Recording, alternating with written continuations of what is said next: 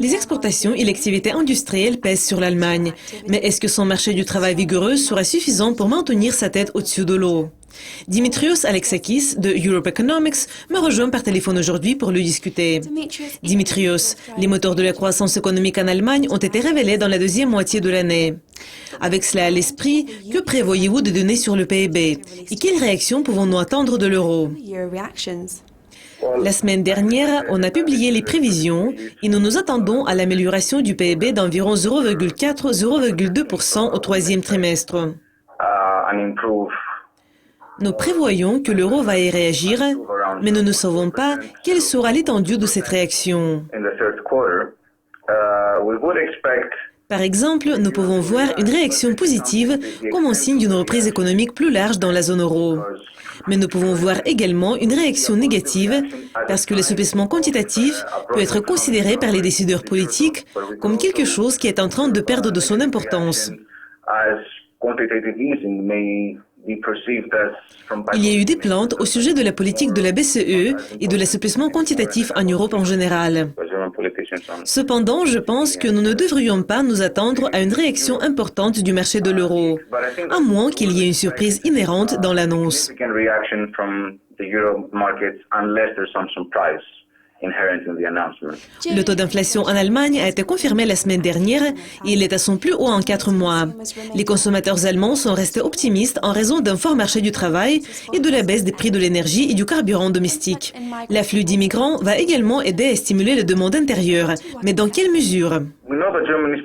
Nous savons tous que la population de l'Allemagne est en baisse et que le pays avait toujours envie d'augmenter sa population, y compris à l'aide de la migration.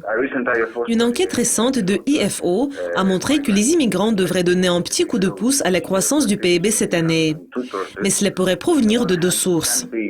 D'une part, c'est la consommation privée qui constitue une des sources, parce que les immigrants dépensent plus d'argent liquide qu'ils reçoivent comme allocation. D'autre part, l'augmentation du PIB pourrait provenir de l'augmentation des dépenses publiques nécessaires pour accueillir les immigrants. Il est important de comprendre que pas tous les immigrants qui arrivent actuellement en Allemagne vont y rester. Le fait dans quelle mesure l'afflux d'immigrants peut aider à stimuler la demande intérieure va dépendre du succès de l'intégration de ces immigrants dans la société et l'économie de l'Allemagne, ce qui nécessitera des efforts considérables du gouvernement et du peuple allemand. Et c'est ce qui est soumis à certaines restrictions. Il y a beaucoup de choses à faire. Donc nous allons voir comment cela va progresser, mais d'abord nous devrions voir les stimulations de la demande intérieure.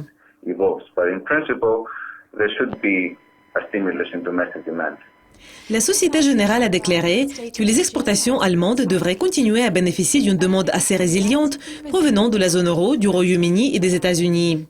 Les banques s'inquiètent qu'une faible performance de commande des usines et de la production industrielle apporte certains risques à la baisse de la balance commerciale. Qu'est-ce que vous en pensez? L'économie allemande a été résiliente par rapport à une lente croissance ailleurs. C'est donc la question de comprendre à quel point les situations peuvent être mauvaises. Nous savons que l'Allemagne produit de nombreux biens intermédiaires, tels que les machines pour les usines. Donc le fait à qui l'Allemand les vend est important, en particulier lorsqu'on prend en compte le ralentissement en Chine et dans les marchés émergents. Cependant, nous croyons que cela montre une stabilisation des destinations d'exportation et certains signes de la stabilisation des exportations vers ces pays et même en Chine. Malgré le ralentissement dans les pays asiatiques, il y a encore place à minimiser le risque à la baisse de la balance commerciale, en particulier grâce à des augmentations dans les énergies alternatives renouvelables. Nous avons vu que Nordex avait augmenté ses prévisions de vente pour 2015, comme le passage aux énergies renouvelables a fait progresser la demande pour ces produits. Je pense que le risque à la baisse est certainement ce dont il faut s'inquiéter, mais il y a des remèdes pour lutter contre cela.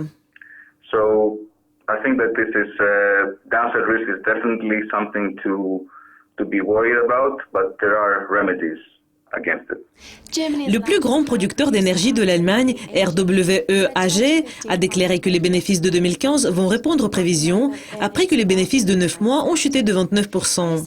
Observons-nous la même situation dans les entreprises allemandes où il y a plus d'optimisme en général? Nous pouvons certainement attribuer la chute des bénéfices des sociétés allemandes au ralentissement récent dans les marchés émergents et en Chine. Cependant, nous ne devons pas oublier qu'il y a une autre tendance qui a eu lieu récemment en Allemagne. Il s'agit du passage aux sources d'énergie renouvelables. Je pense que RWE est un des plus grands émetteurs de carbone en Europe. Il est naturel qu'il peut être affecté par la transformation qu'on observe en Allemagne, de l'économie alimentée par les combustibles fossiles isonucléaires en une économie basée sur l'énergie renouvelable.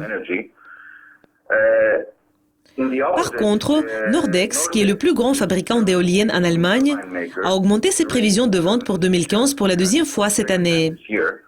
Donc, nous pouvons voir que les mauvaises nouvelles pour un marché, ce n'est pas une rue à sens unique.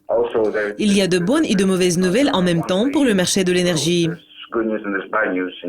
Le groupe de recherche Centix vient de mener un sondage sur cette question, qui a montré que la confiance des investisseurs en Allemagne s'est renforcée en novembre.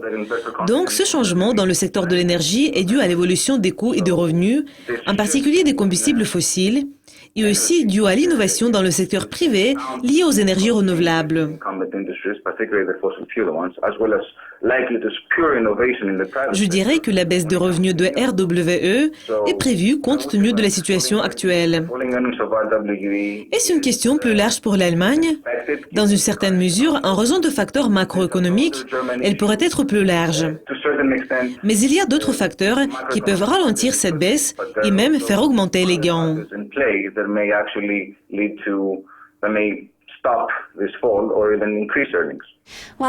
Dimitrios, merci beaucoup de vos commentaires. Merci d'être avec nous. Restez à l'écoute de Yucascopy TV pour apprendre plus de mises à jour, voir plus d'analyses et d'interviews exclusives. Donc ne les manquez pas. Au revoir.